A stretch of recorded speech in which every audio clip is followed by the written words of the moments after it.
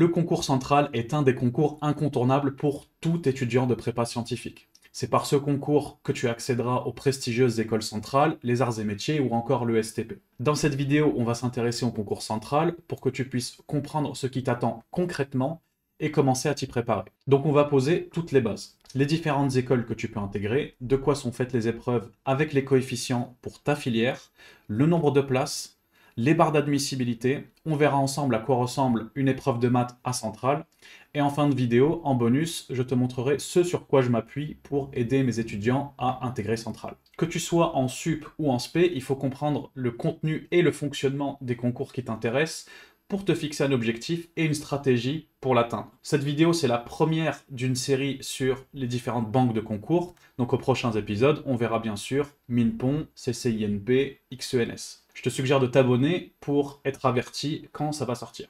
Au concours, on a une phase d'épreuve écrite, puis une phase d'épreuve orale. Les écrits démarrent à la mi-avril et c'est XENS qui ouvre le bal, et les écrits se terminent à peu près un mois plus tard. Le résultat des écrits sont publiés quelques semaines plus tard et déterminent à quelle école tu seras admissible. Si tu es admissible quelque part, tu pourras donc accéder aux épreuves orales pour être définitivement admis dans l'école que tu souhaites intégrer. Tu passes pas forcément toutes les banques d'épreuves, c'est toi qui choisis, ça se passe au moment des inscriptions, au mois de décembre et janvier de l'année de spé. Chaque banque d'épreuves donne accès à un groupement d'écoles et Centrale fait partie de ces concours que quasi tout le monde choisit de passer parce qu'il y a des écoles très intéressantes et qui restent assez accessibles. Voici les écoles du concours central Supélec. Vous en avez 16 en tout. Les 6 écoles centrales, les arts et métiers, Supoptique, NCA, l'école navale, l'ESTP, l'EPF et depuis l'année dernière, les 3 écoles agro qui ont ouvert leurs portes aux filières MP, PC et PSI. Et je vous ai mis aussi les classements des différentes écoles qui sont à relativiser, à prendre à la légère. Le Graal de cette banque d'épreuves, c'est évidemment Centrale Supélec, qui est issue de la fusion entre Centrale Paris et Supélec. C'est l'école la plus sélective de toute cette banque. Elle est convoitée par de nombreux topins à juste raison. Les autres écoles centrales sont aussi évidemment de très bonnes écoles d'ingénieurs, où la formation est plutôt généraliste et l'enseignement y est réputé de très bonne qualité. Le profil des centraliens est très recherché sur le marché de l'emploi. Souvent, les étudiants ont une offre d'embauche avant même d'être diplômés, avec des salaires plutôt dans la fourchette haute de ce qui se fait en sortie d'école. On s'intéresse maintenant aux épreuves écrites de Centrale. Il y a 7 épreuves. 2 épreuves de maths, 2 épreuves de physique, une épreuve de rédaction en français, une épreuve de langue vivante, et enfin, SI ou info selon ton option. Les épreuves écrites sont certes communes pour cette banque, mais les écoles pondèrent comme elles le souhaitent les différentes épreuves. Je te mets ici les épreuves pour chaque filière avec les durées et les coefficients de chaque épreuve en fonction des écoles. N'hésite pas à faire pause pour regarder comment ça se passe dans ta filière. Donc la somme de tous les coefficients est 200, ça veut dire que tu as une note maximale qui vaut 2000. Sauf à l'ESTP où la somme des coefficients c'est 95, où là on est donc noté sur 1900. On va maintenant analyser ça de plus près. Je vais prendre le cas particulier d'un MP qui vise une des écoles centrales. Pas de surprise ici, la part des maths est énorme, 38% des points. Pas étonnant pour la filière MP. Maintenant, si je cumule les maths avec la physique, on arrive à 62% de la note totale. Les 2 grosses matières scientifiques se taillent une part de lion, rien d'étonnant pour une prépa scientifique. Donc une remarque qui t'étonnera peut-être maintenant, c'est la place des langues. Et oui, c'est plus important que la physique, 28% contre 24%. C'est vrai à Centrale, mais pas que. On le verra quand on analysera les autres banques de concours. Donc le MP qui vise Centrale Supélec ne peut pas négliger le français philo au même titre qu'il ne peut pas négliger la physique. Attention, je ne suis pas en train de dire qu'il faut plus travailler le français que la physique. On en reparlera sur la chaîne de la place des langues, mais ça permet de comprendre un petit peu l'importance des langues dans ce concours. Parmi mes élèves qui ont intégré une des écoles centrales, beaucoup ont fait la différence soit avec l'avance de points qu'ils avaient grâce à la rédaction en français ou en anglais, ou grâce aux langues à l'oral. Si ce que je raconte t'aide, n'hésite pas à me laisser un like pour me dire que ce contenu t'intéresse et ça aidera beaucoup la chaîne. Merci d'avance. Donc une fois que tu as passé tes écrits, tu attends quelques semaines aux alentours du 10 juin pour que les résultats de Centrale soient publiés sur leur site. Et là, c'est le moment de vérité, l'admissibilité. Avant de continuer sur le processus d'admissibilité à Centrale, un bref rappel. Si tu veux optimiser ton organisation et ta méthode de travail en prépa et en maths en particulier, tu peux me contacter dès maintenant à cette adresse pour en discuter avec moi.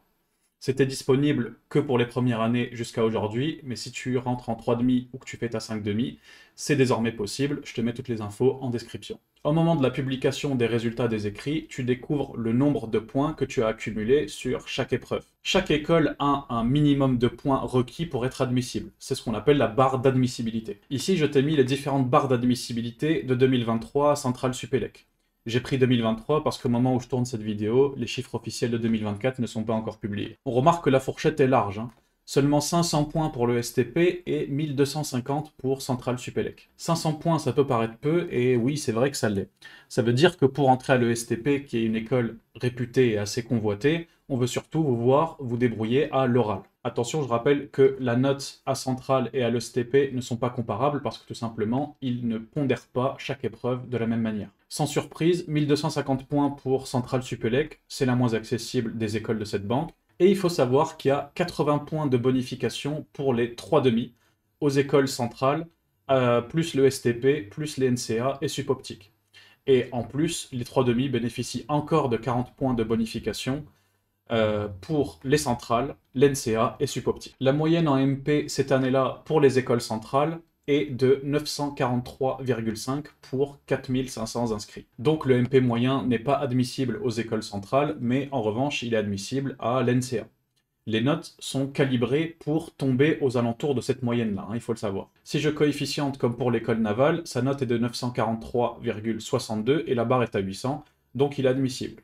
Il est admissible aussi à l'ESTP avec un score de 895,75 et admissible à l'EPF avec un score de 953,8. Ces résultats ne tiennent pas compte des écoles d'agro, hein, puisque ce sont les chiffres de 2023 et les écoles d'agro n'ont ouvert leurs portes au MP, PC et PSI que l'année dernière. Je te mets les moyennes à Centrale pour les autres filières pour que tu puisses te faire une idée. Et aussi en description, tu trouveras le lien de tous les résultats pour Centrale. À savoir aussi, c'est que les arts et métiers, l'NCA et l'EPF ont un système de grand admissible.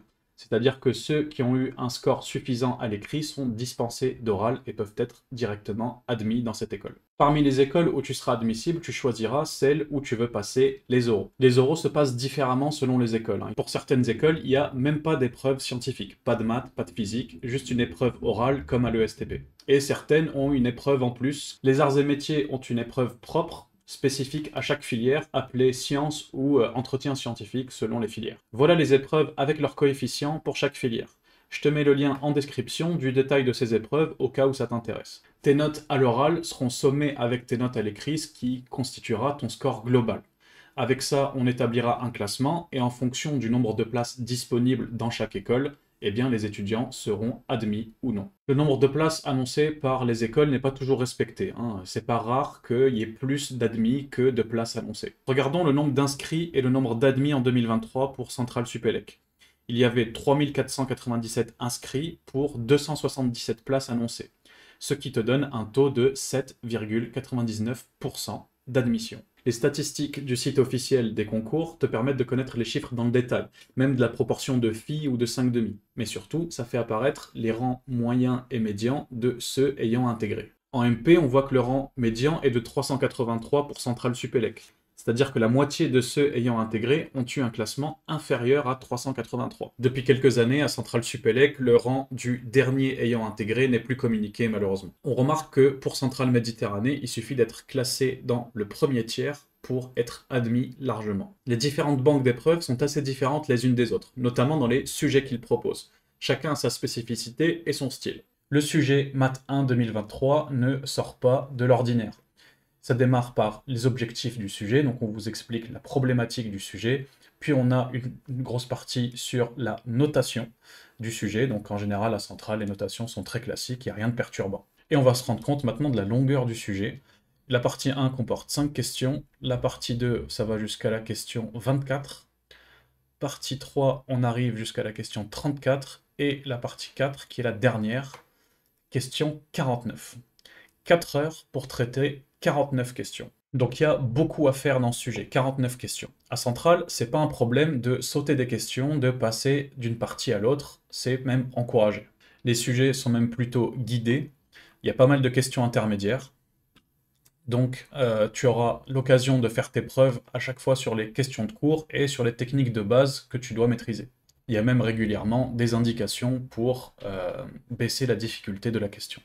Mais il y a aussi des questions difficiles, hein, pour que les étudiants qui sont plus capables puissent aussi faire leurs preuves et se démarquer des autres. L'avantage, c'est que tu peux les passer si tu n'y arrives pas, puisqu'il y a beaucoup à faire dans le sujet. Ça fait du coup des sujets centrales de très bonnes annales pour s'entraîner. Alors on peut se dire que c'est une épreuve qui favorise beaucoup ceux qui sont rapides, mais il faut savoir qu'on peut avoir une très bonne, voire une excellente note en ne traitant que la moitié des questions, à condition d'être très rigoureux, parce qu'il faut savoir que les correcteurs de centrale sont très pointilleux sur l'exhaustivité, la propreté et la clarté des raisonnements et de la rédaction. En plus, il faut savoir qu'il y a beaucoup de thèmes dans les sujets qui reviennent en boucle.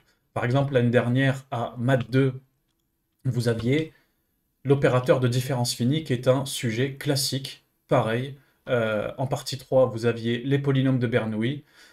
Ces 10 dernières années, ça a dû arriver une demi-douzaine de fois que ces thèmes soient abordés dans les différentes banques de concours. Donc un sujet central, c'est très utile pour s'entraîner en deuxième année, pour réviser le cours, pour monter en difficulté progressivement. Et en plus, si tu les bosses, tu as vraiment la possibilité de faire un massacre si tu as le coup de chance de tomber sur un thème que tu avais déjà traité dans les annales. Maintenant qu'on a vu comment était fait un sujet central, j'arrive au bonus que je t'ai promis en début de vidéo. Ce que trop d'étudiants font peu, voire jamais, et je m'inclus dedans, c'est lire les rapports du jury. Les rapports du jury, c'est une mine d'or pour ceux qui veulent maximiser leurs chances de réussite dans les concours en général et à ce concours en particulier. Si tu es en 5,5 et que tu regardes cette vidéo, dis-nous dans les commentaires si tu as utilisé les rapports du jury et surtout comment tu les as utilisés et ce que ça t'a apporté. Ça aidera les 3,5, voire les sup. Dans ce rapport, c'est le correcteur qui te parle directement en tant que candidat. Il revient sur l'épreuve dans la globalité, mais surtout il revient sur chaque question, une par une, pour te dire les erreurs à ne pas commettre et comment te démarquer des autres. Bien sûr, c'est pas une correction, hein, c'est en complément d'une correction, mais pour moi, c'est encore plus important que la correction même du sujet. J'ai ici le rapport du jury pour l'épreuve Math 1 pour les MP et les MPI. Donc il te représente le sujet, hein, pour ceux qui n'ont pas passé cette épreuve, et ensuite il te fait une petite analyse globale des résultats. Première chose importante que tu notes dans le sujet, c'est qu'ils ont mis un malus à ceux qui ne rédigeaient pas bien ou qui ne présentaient pas bien dans leur copie. Donc quand je vous dis que la présentation et la rédaction c'est super important, il faut me croire. Quand je vous disais tout à l'heure que les correcteurs sont particulièrement pointilleux à Centrale, voilà un exemple pour t'en rendre compte. Ils vous disent par exemple que si P est une fonction polynomiale et que tu considères cette fonction-là, eh bien toi ça peut peut-être te paraître évident, pour moi aussi, que cette fonction-là est une fonction polynomiale.